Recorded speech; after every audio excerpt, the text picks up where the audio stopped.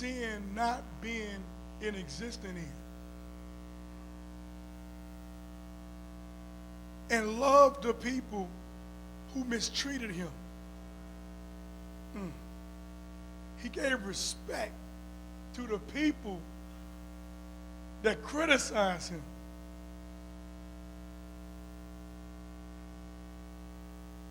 And I'm going to say it. We can't take nothing. But we want everybody to take what we dish out. Whew. And I love when the people of God get quiet, because that means I know that God has your attention. God is calling us to walk in our identity without stipulations attached to it. He gives the stipulations, not us. When he tells us to move, we got to move. Quick, fast, and in a hurry. Because it's somebody attached to your obedience in moving when God say move. God ain't say, okay, once you feel like getting up on the bed, and just let me know, yeah, touch base back with me. Let me say it's 2 o'clock now. Yeah, it's 2 a.m. Yeah, so touch base back with me about 6:30, 7 in the morning, and then let me know what you think over what I told you. And no. It's amazing that we want God to move now. But when God tells us to move, we move when we feel like it. When the conditions are comfortable for me to move. This is not a message to make you run around the church. This is a message to make us get right, saints. This is a message that is pushing us to walk into our identity. The reason, and you ever got that feeling you feel like you're stuck, and you're trying to figure out, what am I even doing? Because we won't let go of the walls. We won't let go of the mirage that is being placed in front of us. Yeah, sometimes people place mirages in front of us. But sometimes we make our own world. And we see what we want to see. But I'm going to tell you what God's telling you to see. He's telling you to see that he called you. It doesn't matter what your background is. It doesn't matter where you come from. It don't matter how long you've been on this earth. It don't matter how old you are or how young you are or how knowledgeable you are or how dumb you are. I'm saying it because we call ourselves, I'm so dumb. I'm so stupid. I just don't know no better. He didn't ask you that if you feel like you're dumb. He didn't ask you if you feel like you were stupid. He didn't ask you, did you think you were so smart because you hold a couple of degrees. He didn't ask you that. He has given us purpose in this earth to go be fishers of men, to compel them to come. He has given us the keys to the kingdom. Now, are we going to use them for the access that he has given us? Moses was born, we're going to make this fast. And like I said, the decree was to kill him. But his mother got smart. She put together a basket, put the slime on the bottom of it, and pushed him down the river. You know what kind of faith he has to take? Because she knew he was a goodly child. So she knew he had purpose. And sometimes lining up with God is having the ability to let go. She hid him for 3 months. But it came time. It was time for her to let him go. Most of the times we think of letting our child go in America, 18 or whenever they seem pretty ready. Because some of us that won't ready, they 18, and some might not be ready at 25.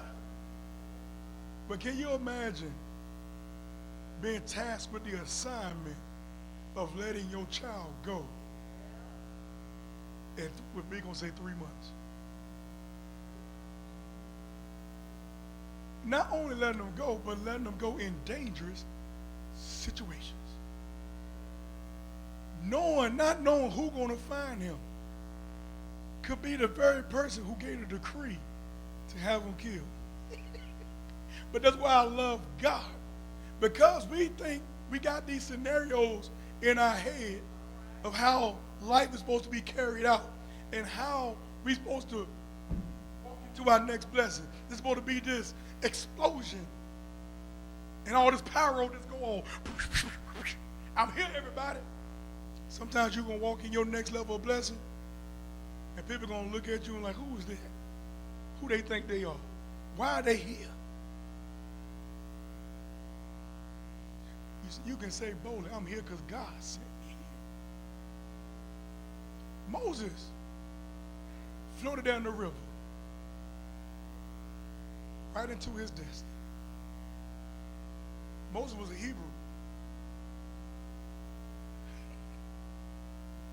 He ended up in the house of the Egyptian. But what I love about, he even came in contact with his sister and his mother. When God does a thing, he does it. As our pastor always say, he is strategic in everything that he does. It starts with us believing in spite of the circumstances and the storms that are surrounding us. He never said it would be easy,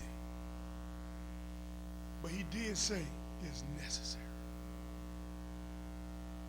So Moses ended up basically being raised by his mother. What? What? What if she didn't listen to God? Not sending my baby down no river. What would have happened? A few months later, a few weeks later, they would have found the baby. Moses would have been killed. The promise would have been killed. Moses' identity was connected to other people's identity, or other people being set free, other people being delivered. So fast forward, Moses grow up in Pharaoh's home. But one day he come outside and he sees his brother, somebody that looks like him. Because I wonder, how did Moses know where he come from? Somebody tell him. It's the only thing I come up with, he looks like him. I don't look like these other people. But I'm in this place of comfort. I'm in this place of riches. I'm in this place of overflow. But something just didn't sit right with Moses because he knew that it was something else that God was calling him to, and he was on a journey of finding what his true identity was. He looked to the left. He looked to the right. Book him. Hit man in the head. Hit him in the sand. Next thing you know, things start getting suspicious. Moses rolled out. Moses ran for his life because the Pharaoh gave a decree to kill Moses. Man, this man escaped murder as a child. Now they're trying to kill him again. And that's where we would have lost faith. Escape murder one time.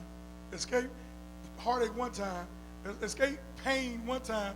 Escape suffering one time. And God, you bringing me back there again? It ain't fair. It just ain't fair. Why me?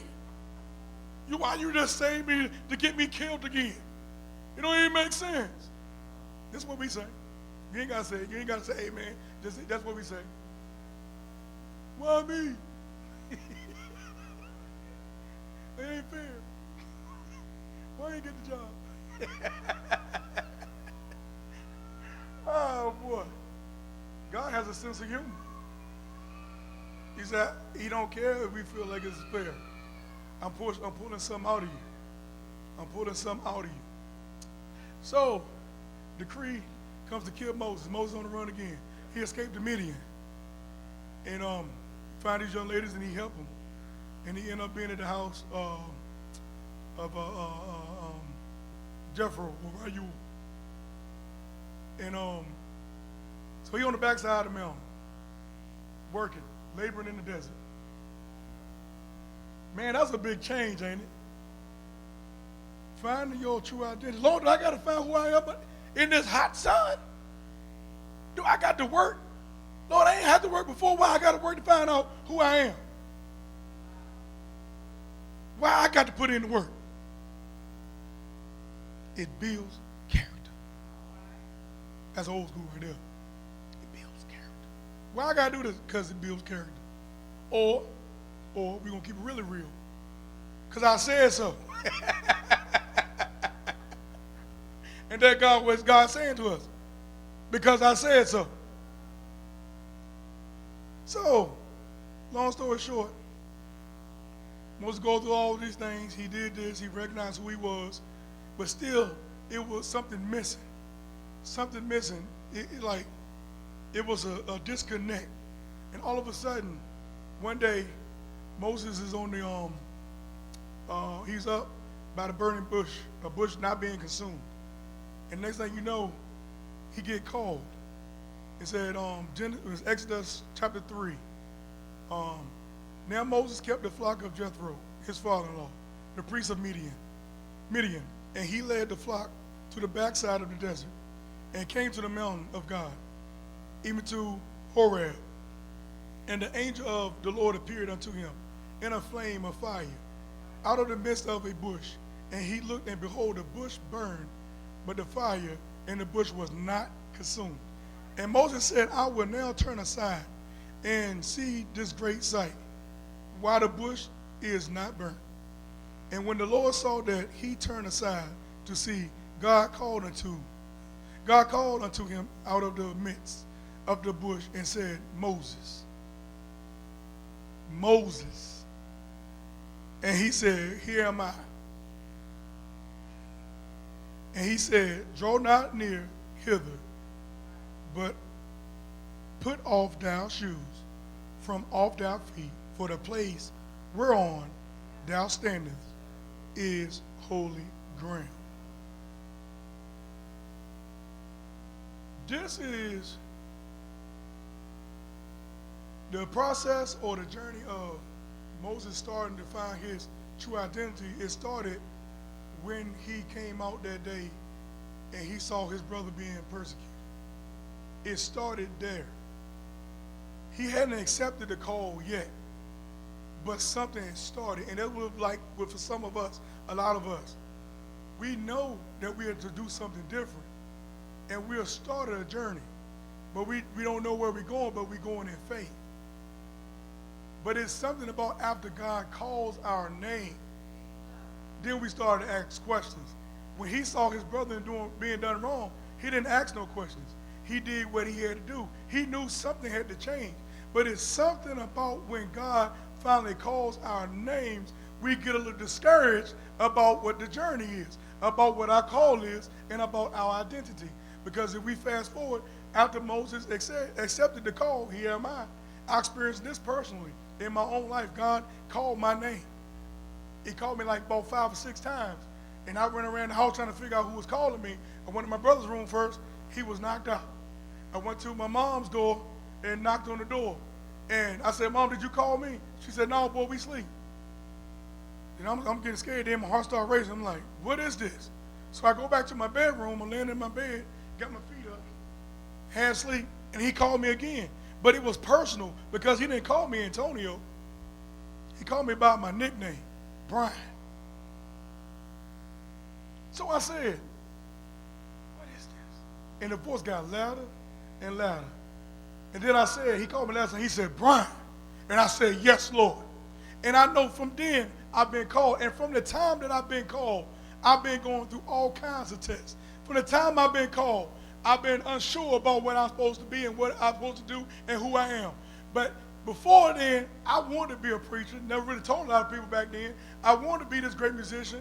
Now, I probably talked about that because I love music. I felt comfortable with that. But this call that he really called me to, I was scared of that. I was scared of that. And once I accepted it, the devil was on my trail. And every way that I could think to get out of this call, I made up ways to get out of this call. And you know, we follow Moses' story after accepting the call of God. So what we don't understand is that God is preparing us, even when we don't know that he is making preparation for us. God was equipping him and fortifying him for the journey that was going to be at hand. Can you imagine how tough Moses got by working the herd and working on the backside of the mountain and doing the hot sun and the hot heat. God was giving him strength. See, don't take it lightly that the storms that you're going through in life, don't take it for granted for all the losses that you have had, because what it's doing is building you. It's making you strong. So when you do walk into your destiny and your purpose and your true identity, you'll be able to handle it. You won't forfeit what God has put in place for you to be able to be a help to this generation. So fast forward, Moses had every excuse in the book why he should not deliver the children of Israel. Every excuse. Every excuse. People of God, we got to get rid of the excuses of why we're not stepping out and doing what God has called us to do. I tell you, do it afraid, do it scared, do it nervous, do it not knowing all the answers. Because guess what? Faith, it's okay. It's okay. It's good to have faith. Every man and woman is born with a measure of faith. But faith without works is dead. And when you don't put forth the work, you kill your true identity. You're living a facade. You truly are an impersonator, because we are patterning ourselves after others and not who God called us to be. This is a hard saying. It's hard to get up here and say, well, you're going to tell me that I'm fake and I ain't really been? If the shoe fits, wear it. That's how we get better. I'm talking to myself right now. For so many years, I try to walk into the ways that people wanted me to walk. I try to be the person that people wanted me to be. But guess what? All that does was cause me misery. All that did was cause me pain.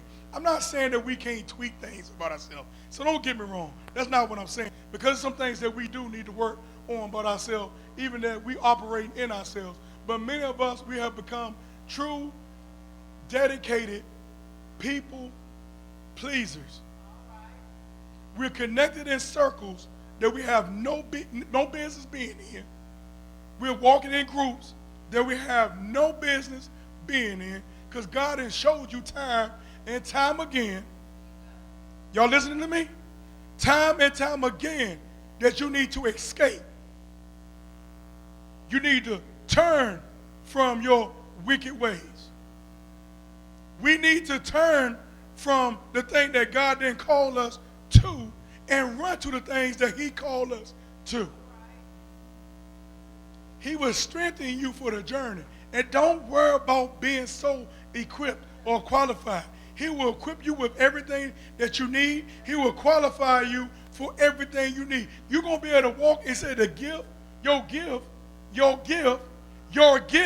will make room for you. It will put you in the presence of great men, in the room with great men. Your gift will make room for you. I know I'm sounding like a broken record right now, but your gift will make room for you. I'm going to say it again. Your gift will make room for you. He didn't say anything else will make room for you. He said your gift will make room for you. So in order for your gift to make room for you, you got to what? Stir up the gift. You got to activate the gift. You got to work the gift. You got to put the gift in action.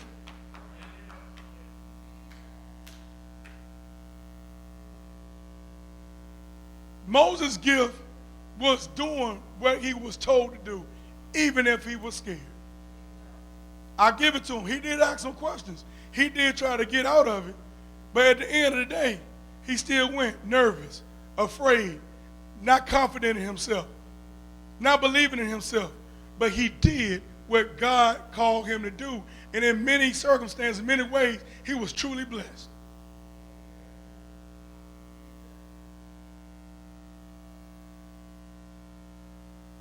Moses was a great man of God, even with his flaws. He was a great and mighty man of God. Y'all, people of God, with your flaws, you are still a good person.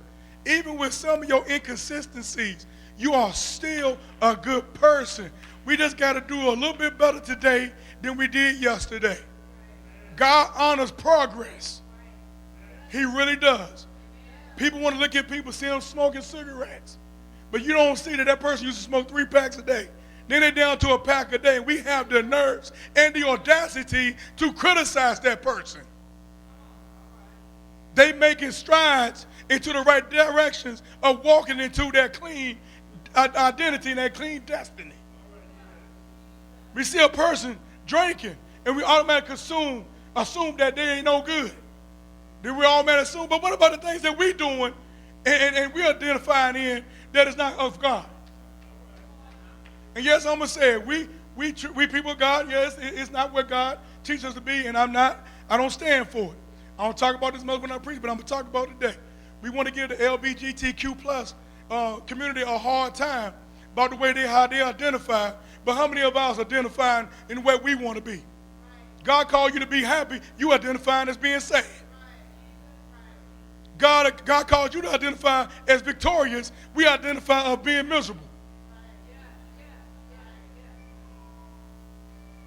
God identified you to be a person of having more than enough, but we ain't never got enough.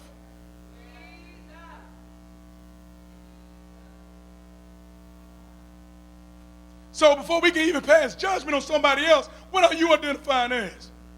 God identified you as to be a preacher, but you trying to identify as a musician.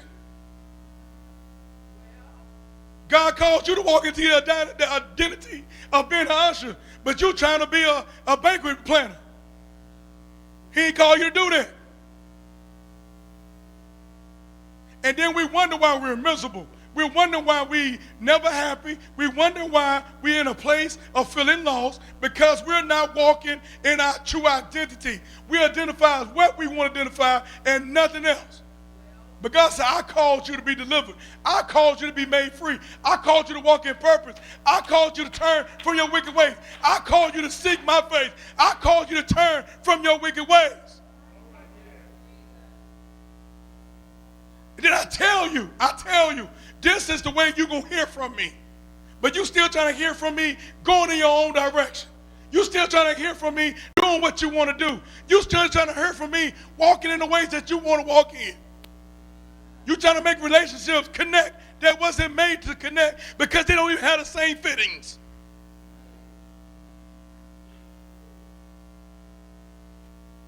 Trying to make a 2-prong fit into a 3-prong don't make no sense. And if you finally manage to get a connect, guess what? Your power is not going to be strong. And it can actually cause disaster. You can actually cause a fire.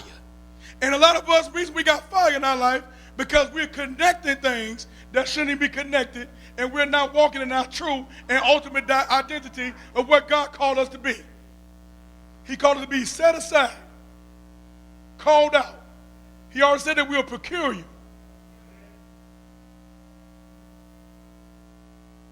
I'm talking about me too. Me too. We've all been guilty of telling people how they should live and how they should look and how they should walk. Are we really carrying out the way that God called us to live?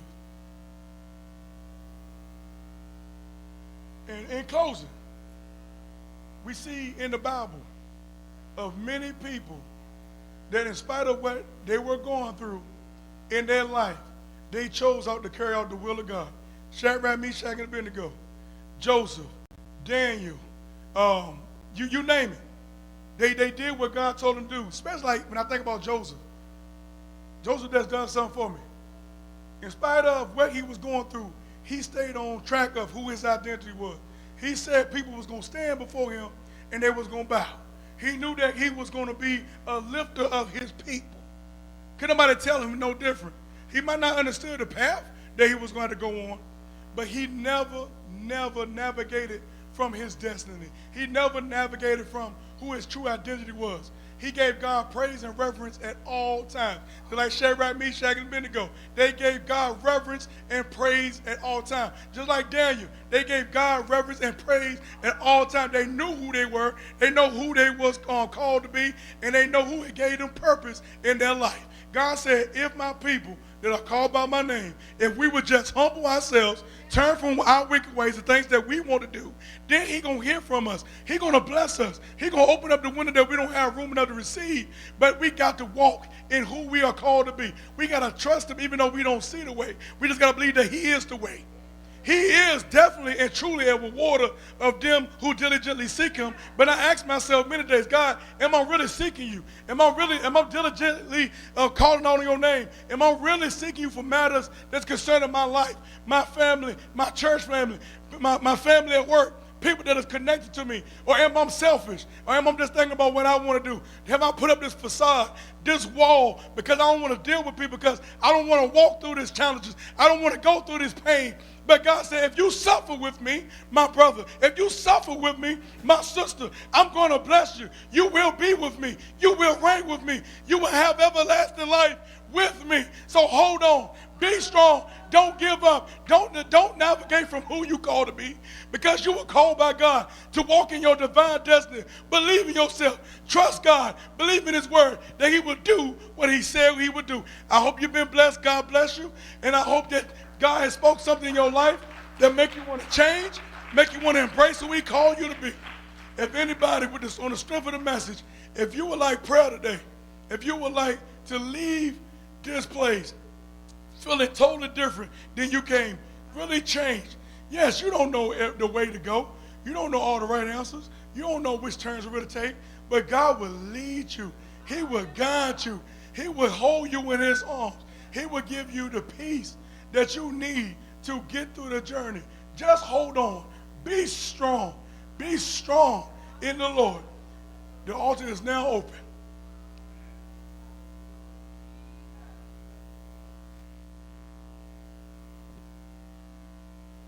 Thank you, Lord.